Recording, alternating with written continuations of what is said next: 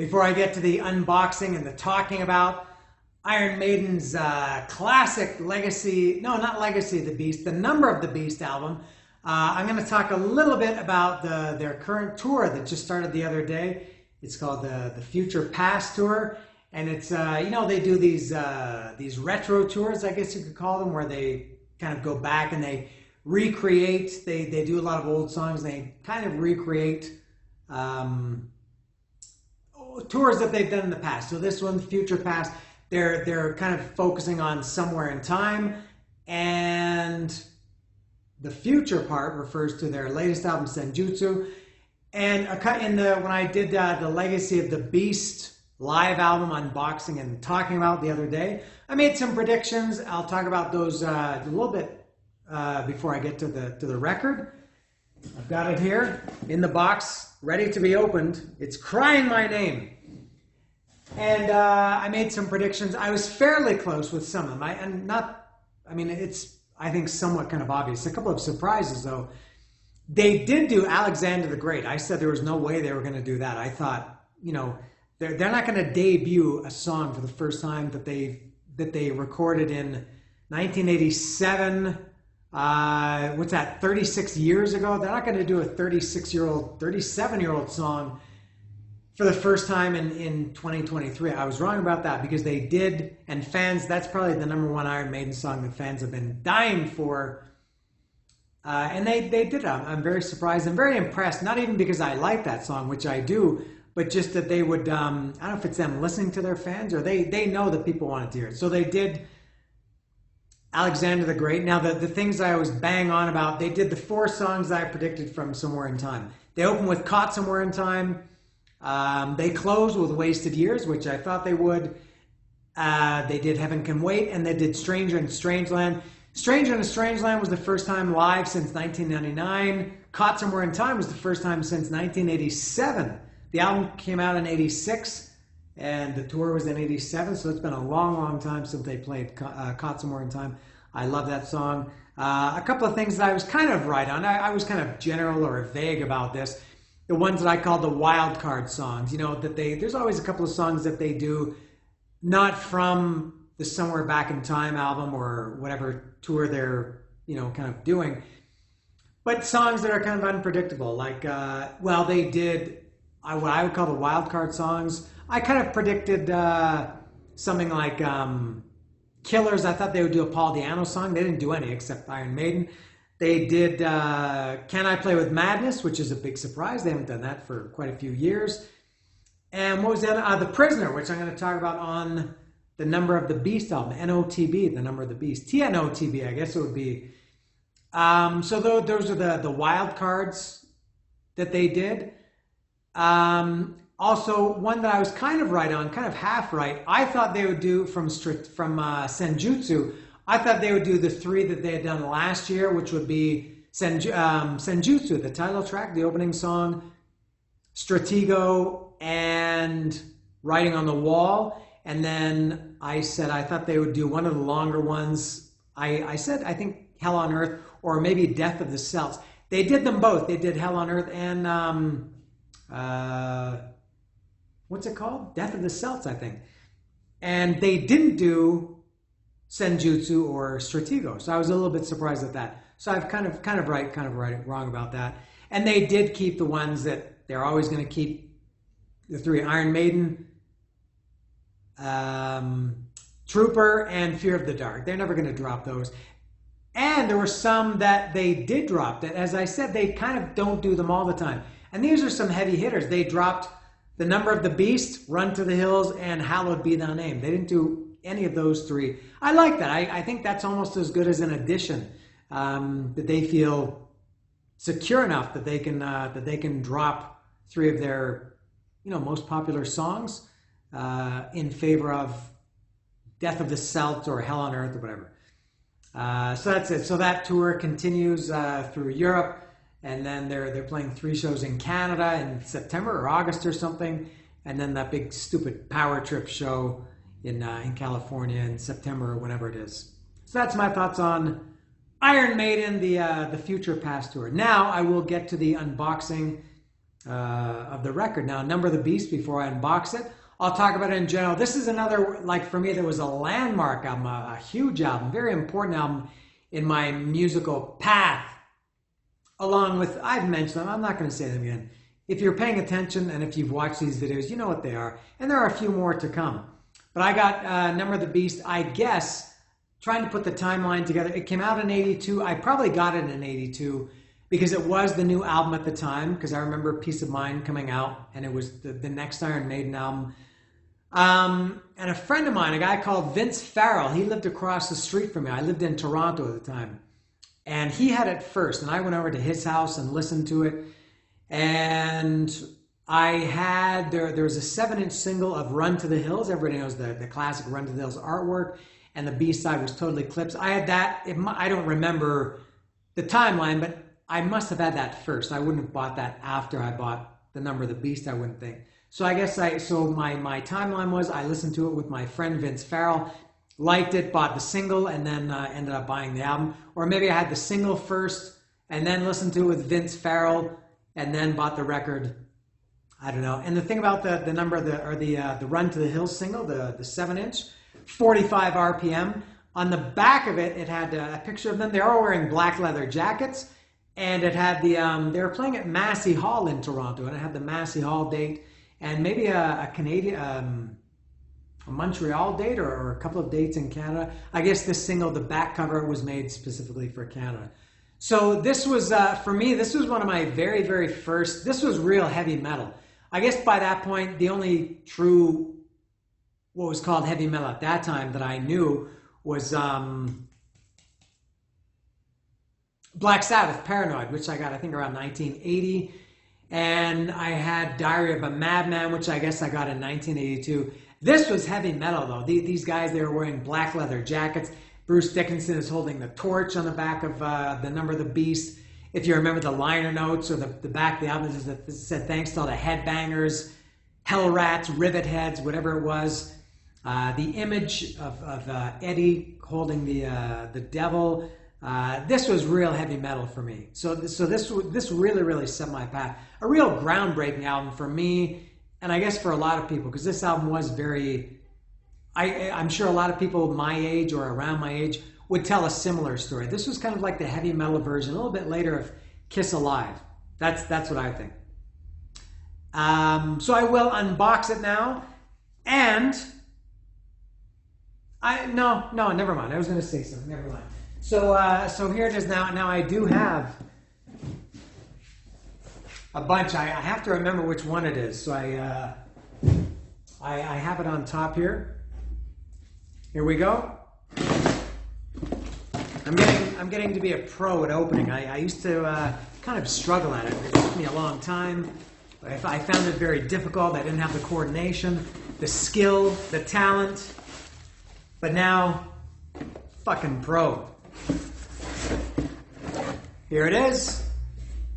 It comes in, I've seen this before, frustration-free packaging. I like that.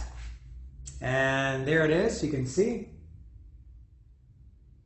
TNOTB, the number O the Beast. Pull tab to open. Because I'm Canadian, I'll follow instructions. That was hassle-free, or whatever they call it. Frustration-free. I think hassle-free sounds better. Here it comes. Ooh! Oh my God. Oh man, oh man. Oh, this takes me back. Oh. All right, there it is, in case you were wondering. Isn't it beautiful? Now this, they changed when they remastered or re-released the CDs in 1998. If you remember, the original cover of this was it had kind of a bluish tint to it. You can see it's got kind of a grayish silver, darkish overall color tint to it. I learned years later that this was the original, how they wanted it, but this was how the original was supposed to be, but it came out kind of like, I guess the sky was kind of blue, or there was some blue in it. And I don't know what the problem was, but there was some kind of problem. So they restored this when they re-released them on CDs in 95 or 98, whenever that was. A little hype sticker here. So I guess officially it is NOTB. It's not TNOTB. The article, the definite article, the, doesn't apply here. So it's NOTB. So this is the number of the beast, 40th anniversary, 1982 to 2022. So this just came out last year. There's the hype sticker. All right. Very cool. This was, I guess after Kiss, this was the band that really, really drew my attention visually. I mean, I had Paranoid, like I said, but that's not a great album cover. I had Van Halen, Fair Warning, again, not a great cover. This was one that really, really drew me in. So what I'm going to do now, I'm going to take a little break to go outside and take my little picture of it, and I'm going to come right back. As promised, here I am back. Something I remember, the most minuscule detail. There's a guy called Dave Glessner. He and Jason McMaster. Jason, of course, from Dangerous Toys, Broken Teeth, Igniter, Watchtower, Evil United, many bands. They together, Metal Dave Glessner, and Jason, they have a podcast called Talk Louder, on which I was a guest, I think about a year ago. And Metal Dave, if I remember correctly, has cited this as his favorite album ever. It's not my favorite album ever, and even though it was my first Iron Maiden album, it's not my favorite Iron Maiden album. I would put this at, and I always know the top and the bottom, I would put this at third for me. It's probably pretty easy to figure out what, and maybe I've even talked about it. My number one, number two, maybe you wouldn't know, but I would have this at number three. But very important. The first one is always important.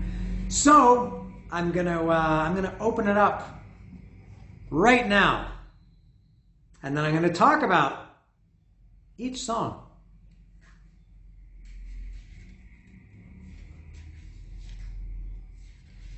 All right.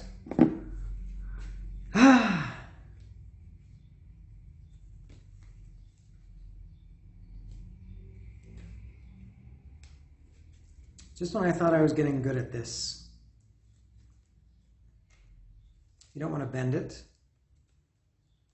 There we go. Oops. All right. Unsheathing the number of the beast. Maybe. What is this stuck on?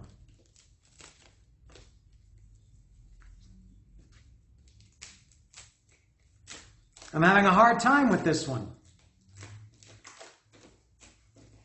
Okay, there we go. Oh, it's delicious and beautiful. It's glossy. I've mentioned before that I like the matte. All those Kiss albums that I got recently were matte. They just have less glare, less reflection. But it doesn't take away. And in terms of Iron Maiden album covers, maybe that could be a whole different. Iron Maiden and Kiss, they're very similar in some ways, not musically. I don't know where I would put this in the Iron Maiden album cover ranking, but there it is. The inside, I can't remember what the inside packaging looks like. I remember it had the lyrics, that's all I remember, and the liner notes, as I mentioned, the thank you to all the metalheads, headbangers, earth dogs, rivet heads, whatever they were.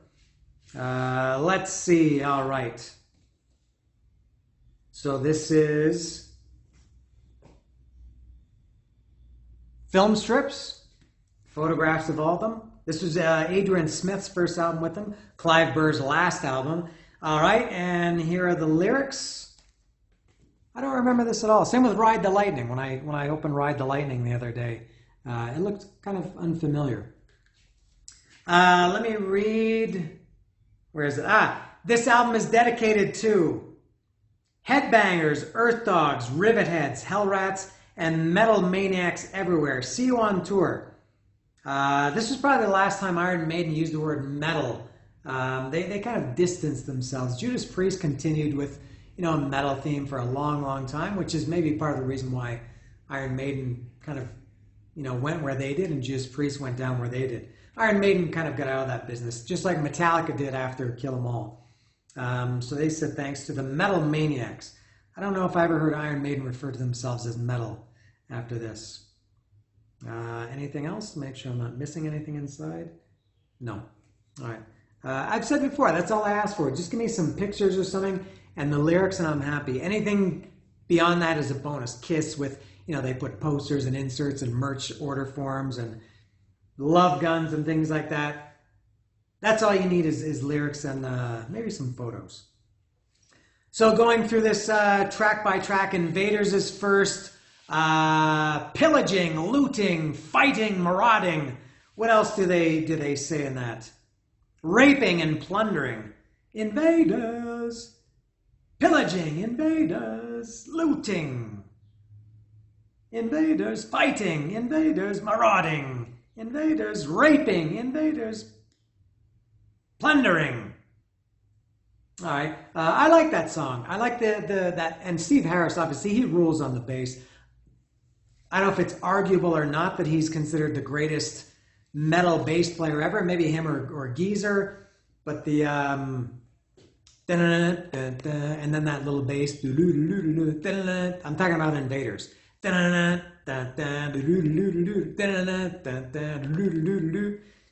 Fantastic. Next is Children of the Damned, which they stole. I think Bruce or Steve Harris mentioned that they stole the title, at least, from Children of the Sea from Black Sabbath, Heaven and Hell.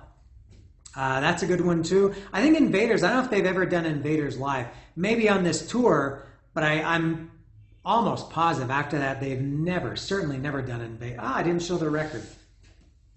Whoops, amateur move. Oh, there it is. Oh, and the other side is Edward. All right. So I don't think they ever did Invaders again after this tour, assuming that they did it on this tour. Has Iron Maiden ever, off the top of my head, when they've done a full album tour, have they ever not opened with the opening song from the album? I assume Peace of Mind, they opened with Where Eagles Dare. Power Slave, I know, because I saw that tour. They opened with Aces High. Seventh Son of Somewhere in Time, they opened with Caught Somewhere in Time. Seventh Son of Seventh Son, they opened with Moonchild. I didn't see the No Prayer for the Dying tour, but I assume they opened with Tail Gunner. Book of Souls, they opened with Book of Souls. Final Frontier, they opened with Final Frontier, etc. So I'm going to guess that they opened with Invaders on this tour. You can leave a comment down below and tell me if I'm right or not. Or I could just check setlist after. Oh yeah, so getting back to Children of the Damned, I did see this live. They did this on, what tour was it? I think it was the Book of Souls tour that they did, Children of the Damned. The Damned, not Children of the Damned, Children of the Damned. That was, oh, we've got some live action here. Look at this. I've got another Amazon delivery. The white van indicates Amazon and the loud music indicates that I'm in Mexico. Maybe I can, this is like going beyond the unboxing. I'm removing the camera from its point. And let me go out and receive an Amazon package. Well, wasn't that exciting? That was like breaking news. That was like, one of these things that I remember in 1986, January 28th, 1986, when the space shuttle crashed, or it went up and then it crashed. September 11th, maybe if anybody's really old, Kennedy's assassination, November 22nd, 1963. These things that you remember where you were when the breaking news happened. And maybe some of you will remember this day, this breaking news when my Amazon package arrived while I was talking about a previous Amazon package. All right, back to NOTB, Number of the Beast. So I think I was on Children of the Damned. Yeah, they played that on the Book of Souls tour, which was, as I mentioned earlier, at that time, one of those wild card songs. Nobody was expecting that they were going to play Children of the Damned. They're always going to play a couple of wild card songs. That's what's cool about Iron Maiden, is that you never know. You know what they're going to play, but sometimes there are a few that you don't know, a few surprises.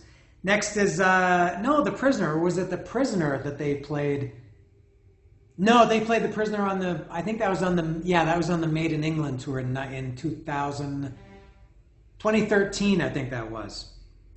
We Want Information. That's a great song. The classic drum intro, the Clive Burr, da na na na now. Not a prisoner, I'm a free man, and my blood is my own now. Kind of melodic for Iron Maiden back then. That chorus, the Prisoner chorus, was quite melodic, hummable, singable, whistleable. Maybe I'm not a good whistler, nor a good singer. I like The Prisoner. What's my favorite on this one? I'm not even sure. Oh no, I do know. I'll point that out when I get to it. So I've seen those two live, Children of the Damned and The Prisoner. Next is 22 Acacia Avenue. This is maybe my favorite song. This one or another one. That's another one I don't think they've done. When was the last time they did 22 Acacia Avenue live? Maybe on one of those old like retro tours they did in 99 or 2003 or 2005, around there. Maybe not even then. It's possible that they haven't done it since also this tour. If you're feeling down, depressed, and lonely, I know a place where you can go. Go, go, go. 22 Acacia Avenue. Meet a lady that I know. So if you're looking for a good time and you're prepared to pay the price, 15 quid is all she asked for. Everybody's got their vice. And that riff. Iron Maiden, for being a heavy metal band, they didn't really have, maybe back then, they didn't really have a lot of riffs. But that 22 Acacia Avenue, what a riff that is. That's yeah, this one or possibly another is my favorite. That's a real heavy metal song, 22 Acacia Avenue, which was the second in the trilogy of, and I of course didn't know this at the time, Charlotte the Harlot from the first album, 22 Acacia Avenue from this one, and Hooks in You from No Prayer for the Dying. And so many, 22 Acacia Avenue has so many great parts to it. Amazing song. That's one that I would love for them to bring back. You would turn it over now and go to Number of the Beast. It's possible that the Number of the Beast is my favorite, and I know it's not cool to pick a song that it's a hit or a song that they play, a staple, a live staple. Some people are too cool for that.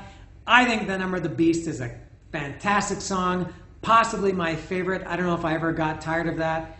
It's got all the Iron Maiden great things about it. It's about the devil. I'm coming back, I will return. I now possess your body, and I'll make you burn. I have the fire, I have the force. I have the power to make my evil take its course. Yeah, Number of the Beast. It's tough to beat that one. And funny, as I mentioned earlier, that they dropped it, which I have no problem with. I always love hearing it, but it's nice to take a little break from it. Next is Run to the Hills, which is the first Iron Maiden song I think that I ever heard. As I mentioned in the beginning, I'm not sure if I first heard Run to the Hills and then bought the single based on that, or if I heard the album from Vince Farrell and then heard it. In that case, it was Invaders was the first Iron Maiden song that I heard. I always think of it as being Run to the Hills, based on the timeline that I can reconstruct. And that one I think I did get tired of at some point, but in somewhat recent years, War Pigs is like this too, and even Number of the Beast. I love Run to the Hills. I think it's a great live song, great on the record. It's a great, when they played it on the 2008-2009 tour, they played it right in the middle of the set. They closed with it on the prior tour to this one, and last year, the Legacy of the Beast tour, they closed with it. They dropped it in... They have dropped it a couple times, but Run to the Hills is a classic. That drum beat at the beginning and sing about, I guess, American history. It was maybe something unique for a British band. White man came across the sea. He brought us pain and misery. He killed our tribe. He killed our creed. He took our game for his own need. We fought him hard. We fought him well. Out on the plains, we gave him hell. But many came, or when he came, many came. Too much for creed. Will we ever be set free? And then when the song kicks in, oh, that galloping, Run to the Hills is excellent. Gangland is next. This is, I think, not a fan favorite. This is, I think Steve Harris hates this song, and I think fans generally don't like the song. Gangland, Murder's Up for Sale. I never really get into Gangland. Tell No Tales. Dead Man Tell No Tales. I don't know if that's an ode to Motorhead with Dead Man Tell No Tales, the opening song from Bomber, one of my favorite Motorhead albums and favorite Motorhead songs. Dead Man Tell No Tales. In Gangland, yeah, Murder's Up for Sale. Yeah, I never get into that one. It's a simple song. It's a heavy metal song for sure. Maybe in the vein of Invaders. And I think on maybe on later. You know what? Now that I think of this, didn't they redo this somewhat recently with Total Eclipse on it, and they had removed Gangland? This is the way that I know the album. Anyway, so that was Gangland, and then the last song is Hallowed Be Thy Name. Voted by fans in somewhat recent years on Metal Hammer or Classic Rock Magazine or Kerrang or something. Fan voting, it's the favorite Iron Maiden song in their whole catalog. And again, that's one that they've dropped on this tour. I like Hallowed Be Thy Name better live than the record. Usually Iron Maiden, they play them pretty true to the record, but Hallowed Be Thy Name, they play it a little bit slower live, which I think gives it better atmosphere, a little bit better vibe.